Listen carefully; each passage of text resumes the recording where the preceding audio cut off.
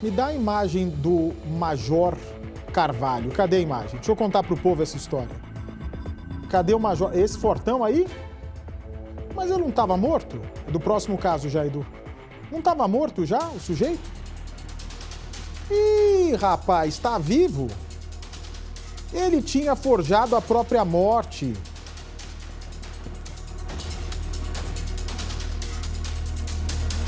Esse xarope aí era o traficante mais procurado pela Polícia Federal e pela Polícia Internacional. Foi preso hoje na Europa. Vem pra mim, por favor. Até onde eu sabia, esse sujeito, inclusive o médico que assinou o atestado de óbito, teve um médico, sabia disso? Que assinou o atestado de óbito, foi isso. Ele quis se dar, quando ele soube que o Ministério Público da Espanha estava investigando o major brasileiro, o ex-major da PM brasileiro e traficante Carvalho, quando ele descobre que poderia ser preso na Europa, ele fala, vou morrer. Mas como assim vai morrer? A Interpol no encalço dele também, né, Bate? Como assim vou morrer? Ele, bota aí no papel, doutor. Bota aí no papel que eu tive, sei lá, infarto. Covid-19, ele falou? Ele falou que morreu de Covid-19. Olha só que abençoado esse homem. Dá as imagens dele, por favor. E aí, agora se revela que ele está vivíssimo e estava com uma vida de luxo na Hungria. Só que ele usava o avião particular dele para frequentemente ir a Dubai. Ele gostava de Dubai, tinha negócios em Dubai. Fantasma, né? Também ia para Marbella, na Espanha. Só lugar ruim, né, Bate? Só, né? É um fantasma que gosta de lugar bom, né? Vamos ver como é que foi essa prisão. Mostra aí o Altair. Aí, ó. Por favor, né? Só um pouquinho, né? Esse aí. Esse é o repórter do povo. Cadê as reportagens, hein? Estamos chegando. Estamos chegando, é? Calma. Estamos chegando, é? Calma. Estamos chegando, é? Já. Estamos chegando. Imagina se todo repórter do povo aqui de Cidade Elétrica me falar, estamos chegando. Eu não chego com 4 horas de programa sem matéria. Esse é o nosso Altair Moraes. Vamos ver a reportagem, vamos lá. O fim de uma caçada. Major Carvalho, o traficante brasileiro mais procurado do mundo. Um homem com várias identidades, que forjou a própria morte e que foi preso essa manhã. Com documentos falsos, ele foi capturado na Hungria, na Europa. Uma operação que começou em Portugal, depois que a Polícia Federal daquele país apreendeu 578 quilos de cocaína a bordo de um jato privado que tinha como destino o aeródromo de Tires, em Cascais. Para se esconder da polícia, o Escobar brasileiro chegou a forjar a própria morte e nós fomos atrás. Quem fala comigo ao telefone é o médico espanhol Pedro José Martín Martos. Um doutor especializado em estética que mora em um dos lugares mais badalados e charmosos do mundo, a chamada Costa do Sol, no sul da Espanha. Ele usa a relação confidencial com os pacientes para negar uma entrevista. Só que o paciente em que estamos interessados já morreu. Quer dizer, mais ou menos. O Núcleo de Jornalismo Investigativo da Record TV viajou até a Espanha para apurar informações sobre um documento que o Dr. Pedro Martín assinou como médico em 2020. Nós viemos até Málaga. Ali atrás está o prédio da cidade judiciária, a área legal aqui da província de Málaga, na Costa do Sol, e aqui conseguimos o documento, que é o atestado de óbito. Aqui chama-se certificado de defunción, do Paul Walter, nome fictício do traficante Major Carvalho. Está aqui, morte em 2020, natural do Suriname. Descobrimos que Paul Walter era um nome falso, em um sistema muito bem arquitetado. O papel usado no passaporte falsificado é oficial e o nome Paul Walter consta no registro do governo do Suriname, como se fosse uma pessoa de verdade. A suposta morte foi uma farsa para encobrir outra farsa. Isso porque O homem, que se diz natural do Suriname, é, na verdade, o brasileiro Sérgio Roberto de Carvalho, mais conhecido como Major Carvalho. Ex-policial militar do Mato Grosso do Sul, ele tornou-se o maior narcotraficante independente do Brasil e um dos homens mais procurados do mundo, chegando a ser conhecido como o Escobar brasileiro, em referência ao famoso bandido colombiano. Pelo menos de 2017 para cá, ele já estava atuando forte no tráfico de drogas, aí mais ou menos com o modelo que ele tem ainda hoje, né? A gente chegou num ponto que o grupo do Major, de tanto dinheiro, comprou tanto armamento que tem mais arma que a polícia. Isso não pode acontecer. De Málaga, seguimos então para Marbella, que fica a 40 minutos de carro. O objetivo é verificar o endereço onde o traficante teria morrido. Nós estamos em Marbella. Na certidão de óbito de Paul Walter, o surinamês, nome falso do Major, estava escrito que ele morreu numa residência particular. O problema é que o endereço informado no documento corresponde, na realidade, a esta clínica aqui no centro da cidade. Perguntamos pelo médico Pedro Martin. Perdão, o senhor estava buscando por Dr. Pedro Martin, que teria da direção acá? Descobrimos que o doutor não trabalha aqui há mais de 5 anos. Só que o atestado de óbito, no qual consta o endereço, foi assinado por ele em agosto de 2020, ou seja, há menos de 2 anos. A falsificação atrapalhou um processo judicial contra Paul Walter, o nome falso usado pelo Major Carvalho. Em 2018, ele foi acusado de traficar 1,7 toneladas de cocaína apreendidos na região da Galícia, noroeste do país. Na época, os agentes espanhóis localizaram o suspeito nesta clínica spa, que fica em Marbella, frequentada por milionários, como o ator inglês Sean Connery. Uma diária aqui custa 3.000 euros. Pela conversão atual, são 21 mil reais por dia. Paul Walter, o Major Carvalho, saiu da clínica Buchinger algemado, mas acabou solto após pagar fiança de 200 mil euros e aguardava o julgamento em liberdade. Só que depois da apresentação do atestado de óbito, o caso foi arquivado. O Major conseguiu o que queria. Estava livre para fugir. E fugiu. O jornalista Victor Mendes tem um site especializado em cobertura do crime organizado na Europa. Foi trasladado desde Marbella a Galícia.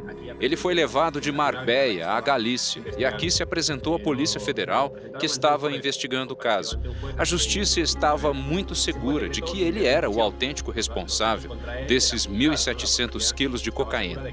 Esteve uns meses preso, mas Paul Walter, o Sérgio de Carvalho, tem muito dinheiro e contratou os melhores advogados que existem na Espanha. Esses advogados conseguiram uma fiança, o que para ele era pouca coisa. Ele se aproveitou que a identidade de Paul Walter era a que constava para efeitos legais para montar todo esse filme de sua morte. Foi com a ajuda da Polícia Federal Brasileira que a Força Tarefa Espanhola descobriu o esquema e aí reiniciou as buscas. Com o desenvolvimento do trabalho, muita astúcia, muita dedicação dos colegas que ficam ali 24 horas por dia, monitorando, analisando documentos e tudo mais, e outras informações, né, que a gente tinha naquele período, que esses colegas conseguiram identificar que o dito Paul Walter, na verdade, era o Major Sérgio Roberto de Carvalho. Mas e o médico Pedro Martin? Sabia que Paul Walter era uma identidade falsa? Ele periciou algum corpo no dia em que atestou o óbito? A principal questão: o doutor foi enganado ou fazia parte do esquema? Em busca dessas respostas, visitamos várias clínicas em que ele trabalha, em diferentes cidades da região de Andalucia, na Espanha. Eu só busco a Dr. Pedro Martin, está? Difícil achar o médico. Acabei de sair do Hospital Cenit, numa cidade chamada Estepona, que fica próximo a Málaga. Aqui trabalha o Dr. Pedro. Mas ele só vem um dia por semana e não é o dia que a gente veio hoje. A gente segue na busca pelo doutor que assinou o atestado de óbito. Em meio às buscas, recebemos uma ligação de Pedro Martim. Ele sabia que estávamos à sua procura. Eu não posso dar nenhuma informação de nenhum paciente meu. Me ocupa o secreto profissional, caballero. Eu não vou dar nenhuma informação de nadie. Lo sinto muito. Peço para conversarmos pessoalmente, mas ele insiste na relação de confidencialidade médico-paciente. Não posso falar nem personalmente, nem por telefone, nem nada. De verdade é que eu estou sujeito ao secreto profissional e eu não posso falar de nada de nenhuma das pessoas que eu he atendido. Explico então que o suposto paciente morto, Paul Walter, é uma identidade falsa, usada pelo traficante brasileiro. Pedro Martim é econômico nas palavras. O Major Carvalho, o Escobar brasileiro, se tornou famoso no mundo do crime depois que ele virou a principal conexão entre as máfias aqui da Europa e os grupos criminosos da América do Sul para fazer esse traslado de cocaína para cá, vindos do Peru, da Bolívia e da Colômbia. Aqui pelo Mediterrâneo, que neste ponto em Málaga, na Espanha, chama-se Mar de Alborão, já passou muita carga de droga pelas mãos do grupo do Major. Do outro lado fica a África. A dinâmica é a seguinte: a cocaína sai da América do Sul, do Brasil, por exemplo, cruza o Atlântico, desembarca na costa africana, percorre o continente, chega na costa do outro lado e é embarcada novamente para cruzar o Mediterrâneo e finalmente chegar aqui em território europeu. Mas para chegar à fortuna que tem hoje, fruto deste narco-império montado em cima da cocaína, o Major começou a pavimentar essa estrada no mundo da ilegalidade há aproximadamente 20 anos. Sérgio Roberto de Carvalho era policial militar em Campo Grande, no Mato Grosso do Sul. Na década de 80, se aproximou da ilegalidade, contrabandeando pneus, uísque e cobrando propina do jogo do bicho. Ele chegou a ser denunciado e condenado 2 vezes, mas não cumpriu nenhuma das penas. Pelo contrário, ainda foi promovido a major no início da década de 90. Transferido para trabalhar perto da fronteira com o Paraguai, viu que o caminho do dinheiro era outro. As conexões da cocaína começaram a trazer muitos reais, dólares e a atenção da polícia e da justiça. No final dos anos 90, o grupo já tinha crescido tanto que comprou uma aeronave por R$80 mil, sendo um dos pioneiros da chamada Rota Caipira, que usava aviões para transportar cocaína até as fazendas do interior de São Paulo. Para a justiça, ficou claro que os rendimentos dele não eram compatíveis com o salário de major da Polícia Militar sul-mato-grossense. Em 1997, foi preso, processado e condenado por tráfico de drogas. Foi algo que realmente nos surpreendeu, inclusive porque pelas ligações que se percebia com o tráfico internacional, inclusive a utilização de avião e inclusive também a utilização de áreas rurais da região. Lá eles montaram um verdadeiro laboratório de refino de drogas. A prisão não impediu o major de continuar as operações. Conforme consta neste documento, numa vistoria feita dentro da cela dele, agentes acharam vultuosa quantia de reais e dólares americanos, aparelho de fax, GPS, celulares e até munição. Tudo isso lá com ele dentro da cadeia.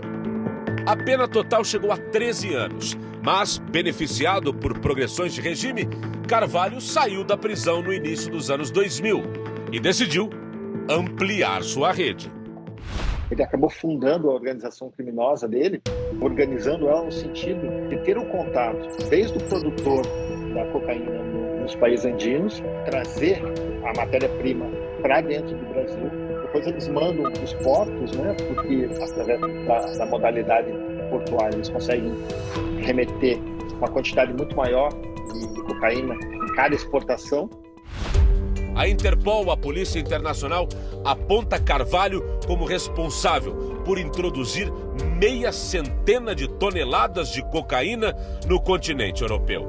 Pelas investigações, o major se dividia entre Lisboa e Marbella, onde vivia como um rei.